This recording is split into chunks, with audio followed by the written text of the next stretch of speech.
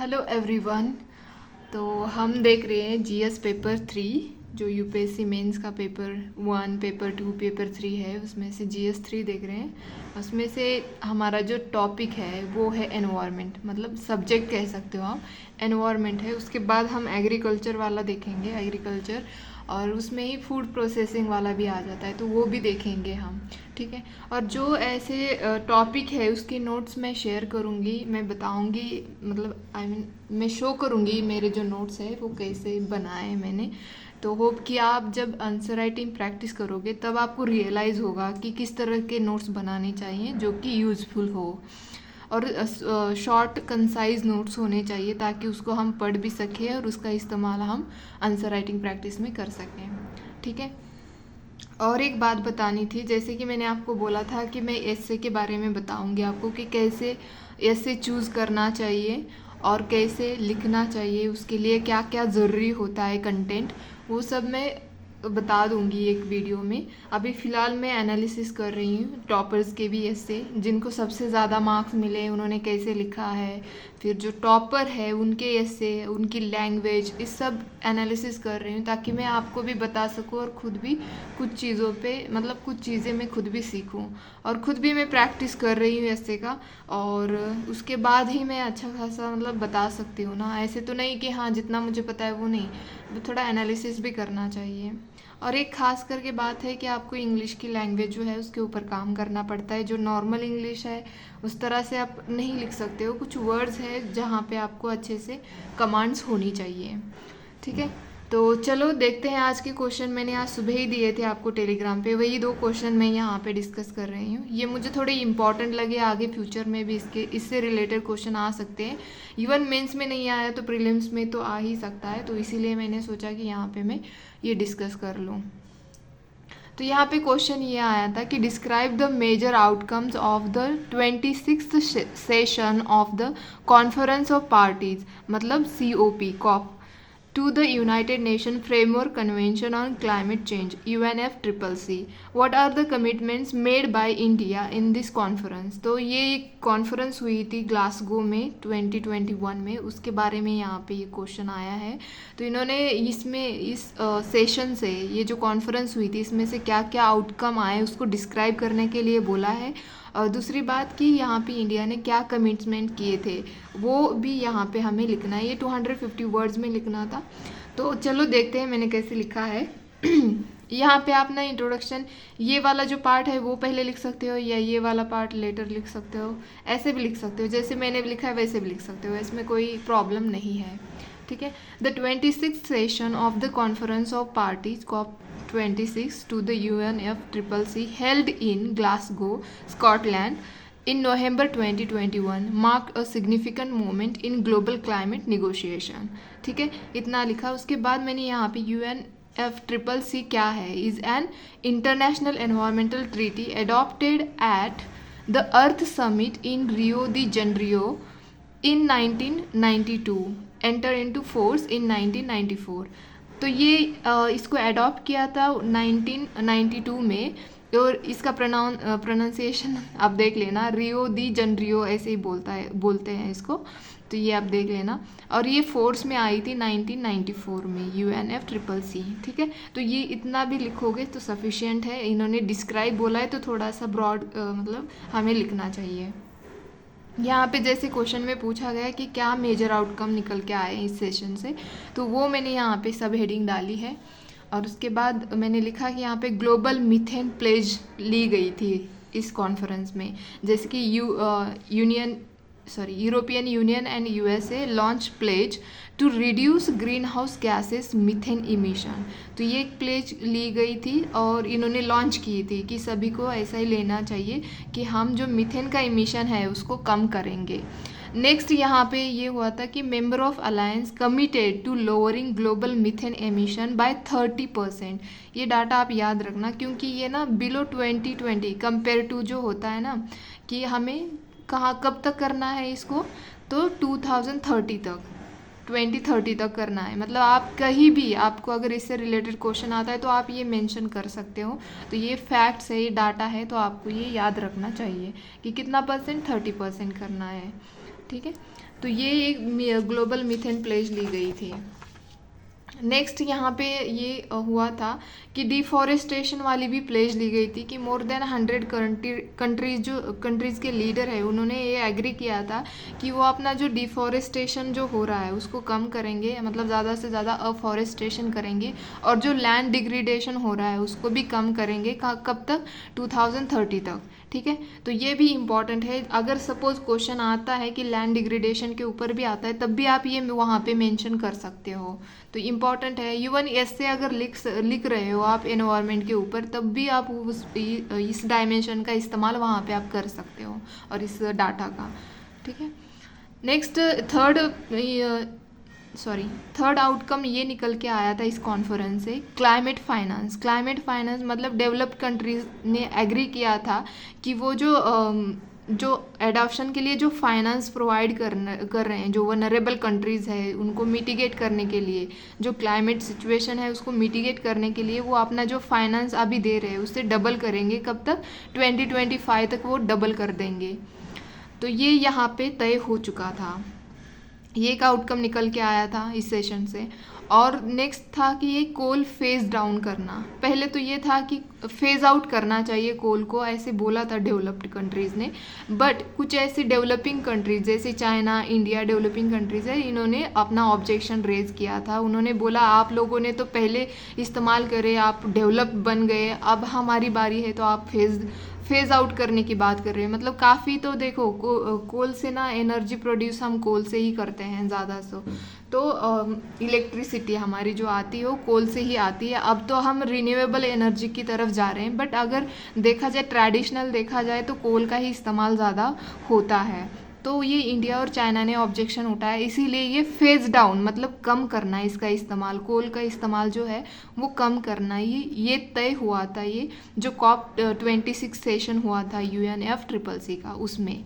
ठीक है, तो ये प्रीलिम्स के लिए भी इम्पॉर्टेंट है। ये जो सब फैक्ट्स आप देख रहे हो तो वो हो सकता है कि स्टेटमेंट बन के प्रीलिम्स में भी आ सकते हैं, तो इसीलिए आपको याद रखना ज़रूरी है।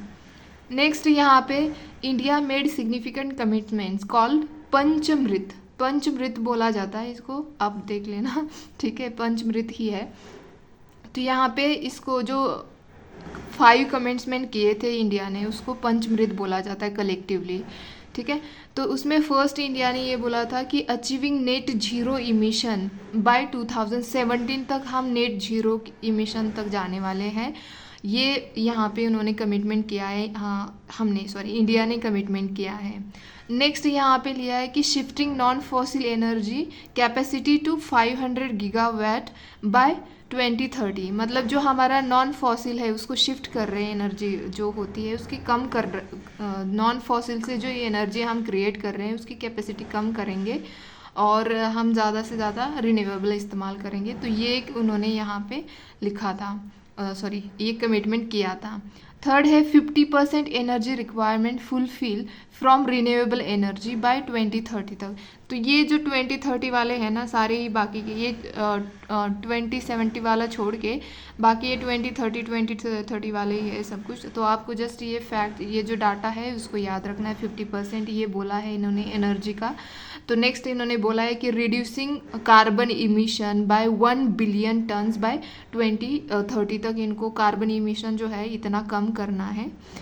और फिफ्थ इन्होंने यहाँ पे लिखा है कि reducing the carbon intensity of its economy by 45% by 2030 compare to 2005 के लेवल में। जितना हम उस टाइम पे 2005 में हम यूज़ किया करते थे कार्बन, तो उसको अभी ये 45% कम करना है उसके कंपेयर में यहाँ तक।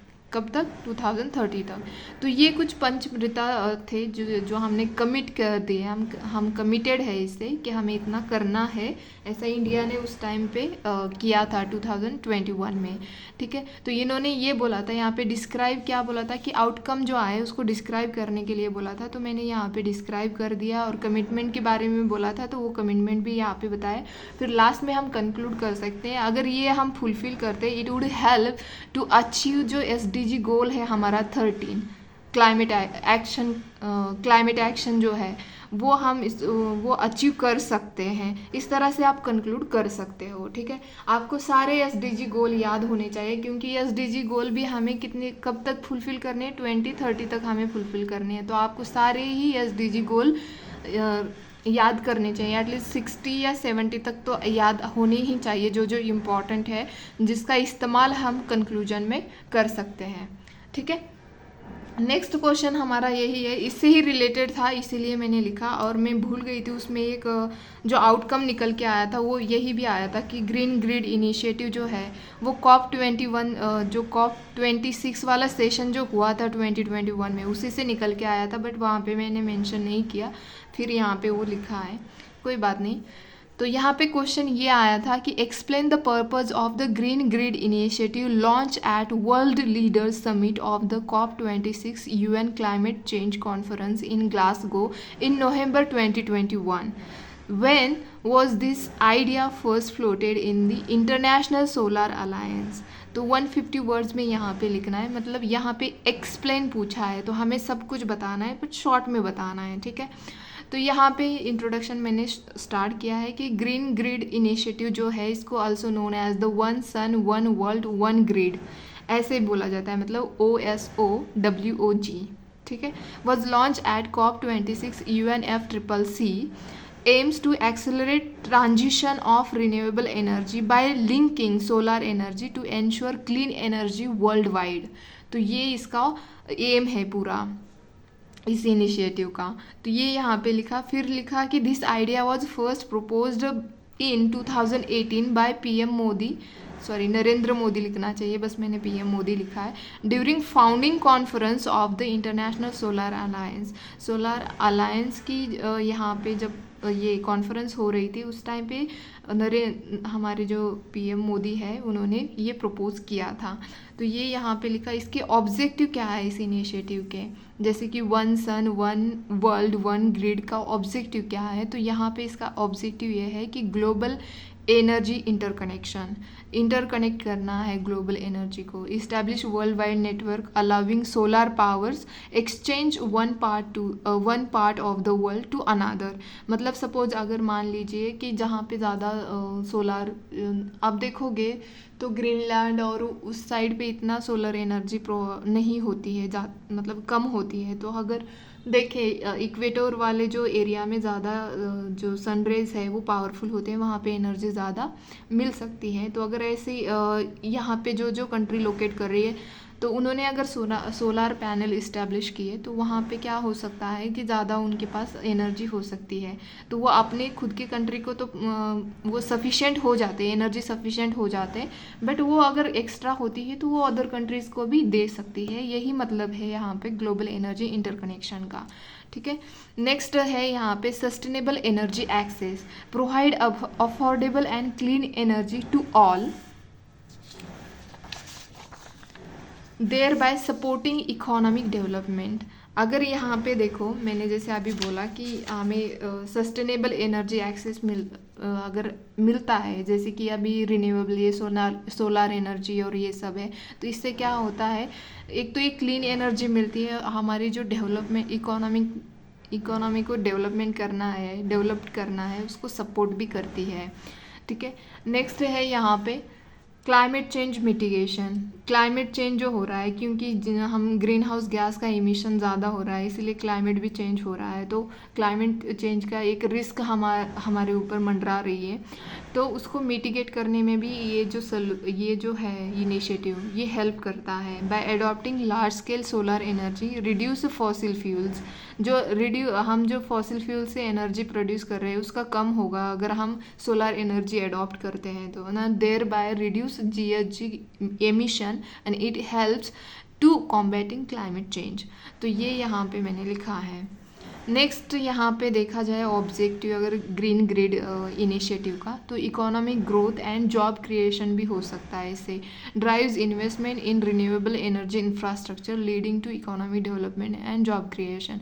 अगर आप सोलर एनर्जी हासिल करना चाहते हो तो उसके लिए इंफ्रास्ट्रक्चर भी लगेगा ना, अगर इंफ्रास्ट्रक्चर लगता है तो इसके लिए लोगों को जॉब भी मिलती है, कि जैसे सेटिंग करना है, इलेक्ट्रीशियन जो होते हैं उनके लिए जॉब यहाँ पे जनरेट होती है, जो सोलार शीट होती है वो बनाने वाली जो कंपनी होती है उनके यहाँ पे भी ज़्यादा मजदूर लगते हैं ना, तो इससे जॉब भी क्रिएट होती है। तो नेक्स्ट है यहाँ पे फिफ्थ, यहाँ पे energy security and resilience. Energy तो हम एनर्जी से सफिशिएंट हो सकते हैं अगर सोलार पैनल खड़े करते हैं तो उससे। और जो रेजिलियंस होता है जैसे कि पावर शॉर्टेज होता है, अगर सपोज मान लीजिए कि जो ये फॉसिल फ्यूल होता है इसको रिन्यू नहीं कर सकते, जैसे जैसे इस्तेमाल करेंगे तो एक दिन पे ये ख़त्म हो सकते हैं। तो इससे हो सकता है कि अगर एनर्जी शॉर्टेज हो जाए तो हमारी पूरी इकोनॉमी कोलैप्स हो सकती है, क्योंकि एनर्जी के आज की टेक्नोलॉजी सारी एनर्जी के ऊपर ही चलती है। तो इसलिए एनर्जी सिक्योरिटी इम्पॉर्टेंट होती है। जैसे कि इसकी वजह से क्या हो सकता है, जो रिस्क आने वाली है वो कम हो सकती है, मतलब उसको हम कम कर सकते हैं। फिर मैंने लिखा है यहाँ पे देर आर चैलेंजेस, क्योंकि एक्सप्लेन बोला है तो हमें यहाँ पे चैलेंजेस भी लिखने पड़ेंगे, वे फॉरवर्ड भी लिखना पड़ेगा और लास्ट में कंक्लूड भी करना पड़ेगा। तो यहाँ पे there are challenges in implementing OSOWOG, ठीक है, one sun one world one grid.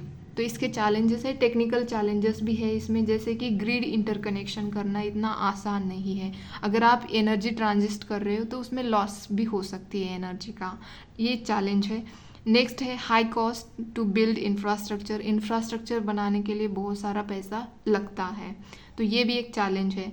और cross border energy project complicated by geopolitical tensions, lack of trust. जैसे कि एग्जांपल पे मैंने यहाँ पे लिखा है पाकिस्तान चाइना। तो अगर हम बोल रहे हैं ना कि पूरी दुनिया में ही सोलार पैनल खड़े करने हैं और उससे एनर्जी हमें हार्नेस करनी है, तो इतना आसान नहीं है, क्योंकि हमारे सभी कंट्री के साथ ऐसा नहीं है ना कि हमारे रिश्ते बहुत अच्छे हैं। कुछ कुछ ऐसे है कि जहाँ पे हम ट्रस्ट ही नहीं कर सकते हैं, जैसे पाकिस्तान सबसे बड़ा एग्जांपल है, वहाँ पे हमें ट्रस्ट डेफिसिट आ जाता है, ठीक है। तो ये कुछ चैलेंजेस है, इनको एड्रेस करने की ज़रूरत है। और जैसे यहाँ पे मैंने वे फॉरवर्ड में लिखा है कि इंटरनेशनल कोऑपरेशन करना चाहिए, जो भी ट्रस्ट डेफिसिट है उसको भी मिटिगेट करना चाहिए, उसको एड्रेस करना चाहिए। और इंटीग्रेटिंग टेक्नोलॉजिकल इनोवेशन, जो टेक्नोलॉजिकल इनोवेशन करना चाहिए और उसको इंटीग्रेटिंग करना ज़रूरी है। और रेगुलेटरी अलाइनमेंट भी होना चाहिए कि इस पे जो होती है मॉनिटरिंग बॉडी भी होनी चाहिए कि कैसे कहाँ पे हम इंफ्रास्ट्रक्चर बना रहे हैं, कैसे चल रहा है। ऐसे नहीं कि हाँ, ट्रांसपेरेंसी उसमें भी होनी चाहिए और कोई इश्यूज नहीं अराइज होने चाहिए, ये मेक श्योर करना चाहिए। By addressing these challenges, the initiative can pave the way for a global transition to sustainable energy and fostering global energy security and reduce carbon emission.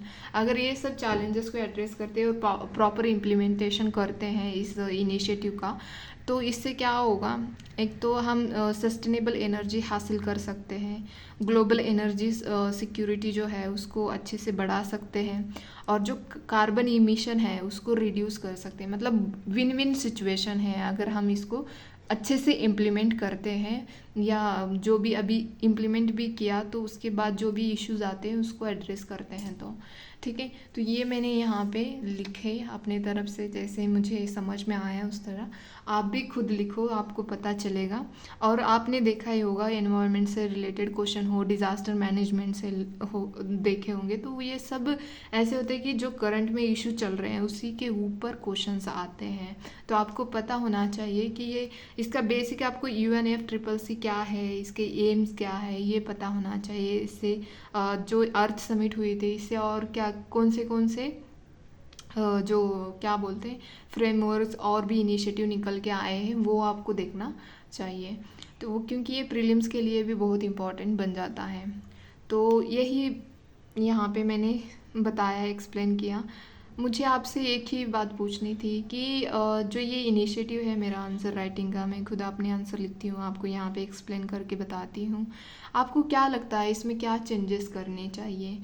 मतलब मेरा पूरा फोकस तो यही है कि आंसर राइटिंग नहीं करते हैं, क्योंकि मैंने खुद से अपने अकॉर्डिंग ही देखा था कि मुझे भी बहुत डर लगता था इनिशियली आंसर राइट करने के लिए, तो डर के मारे में लिखती भी नहीं थी। तो इस तरह से होता था। हालांकि मेरे पास नॉलेज बहुत है, लेकिन उस नॉलेज का कैसे इस्तेमाल करना है आंसर राइटिंग में यही नहीं पता था, तो इसी वजह से मुझे डर लगता था। तो इसीलिए मैंने ये इनिशिएटिव यहाँ पे शुरू कर दिया यूट्यूब पे। तो हो सकता है कि अगर आपको लगता है कि इसको नहीं अलग तरीके से आपको लिखना चाहिए, या पहले आपको कंटेंट प्रोवाइड करना चाहिए या कंटेंट बताना चाहिए, उसके बाद आंसर लिखने चाहिए। हालांकि ये तो PYQ वाले क्वेश्चंस है, लेकिन आप कहते हो तो जो करंट में जो इशू चल रहे हैं उसके ऊपर भी आप क्वेश्चन बना के दिया करो, और उसके ऊपर भी क्वेश्चन लिखते हैं, और उससे रिलेटेड जो कंटेंट होता है वो भी प्रोवाइड करो। अगर ऐसा कुछ है तो आप मुझे बता सकते हो, क्योंकि देखो हर कोई अलग अलग चैलेंजेस फेस कर रहा होता है। जैसे मैंने कुछ अलग किए हैं, आप लोग कुछ अलग कर रहे हो, तो वो आप मुझे कमेंट सेक्शन में बताना। इवन हमारा टेलीग्राम का ग्रुप है, वहाँ पे एक्सेस है आपको कि आप बता सकते हो आपके प्रॉब्लम्स, कमेंट्स में भी बता सकते हो। ठीक है, अगर टेलीग्राम बंद भी हो जाता है तो मैं ये सोच रही हूँ कि व्हाट्सएप वाला जो चैनल होता है उसको ओपन करूँ। तो देखते हैं, अगर टेलीग्राम बैन होता है तो अदर ऑप्शंस भी हैं हमारे पास, तो उसको हम करेंगे। और जैसे ही अगर ऐसा कुछ होता है तो मैं आपको यूट्यूब के कमेंट सेक्शन में लिंक शेयर कर दूँगी। ठीक है, तो आज के लिए इतना ही। और अगर और भी आप चाहते हो कि अदर इनिशिएटिव्स भी लाना चाहिए तो वो भी आप मुझे बताना। ठीक है, तो आज के लिए इतना ही, धन्यवाद।